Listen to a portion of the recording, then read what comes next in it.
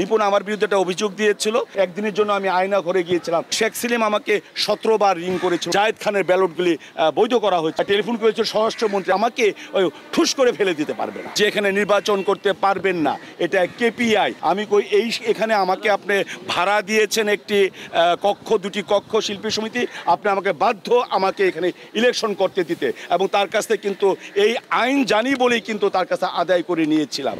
এইরকম বিভিন্ন বিষয় হলো যে আমাদের এইগুলি আদায় করে নিতে হবে। আমাদের আদায় না করলে কিন্তু হবে না। আমাদের আদায় করে নিলে এই বিষয়গুলি কিন্তু আমরা সুরাহা করতে পারবো, এবং এই কাজগুলি আমি আমলা ছিলাম বলেই এটা করতে পেরেছি।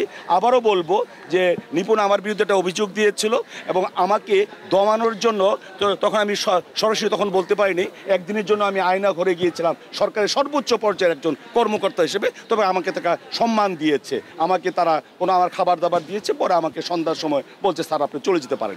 এটা হলো পেয়েছি আমার সরকারের একটা ক্যাডার সার্ভিসের সর্বোচ্চ পর্যায়ে গিয়েছি। আমার উপরে আর কোনো কর্মকর্তা নেই, আমি এই পর্যায়ে গিয়েছি, আপনাদের তো গিয়েছিলাম।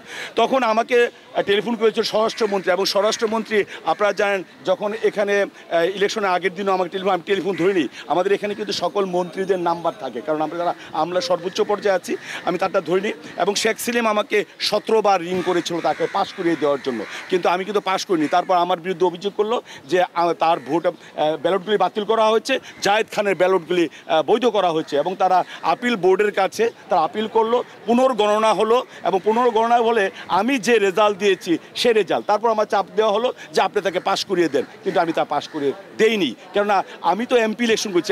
আমি যখন উপজেলা নির্বাহী অফিসার ডিসি ছিলাম, তখন আমি কিন্তু এই রিটার্নিং অফিসার ছিলাম এমপি ইলেকশনে, জাতীয় পার্টির সময় আমলে, বিএনপির আমলে, এবং এই আওয়ামী লীগের আমলেও। আমি যখন ইউনো ছিলাম তখন ছিল, তাই আমাকে ওই ঠুস করে ফেলে দিতে পারবে না।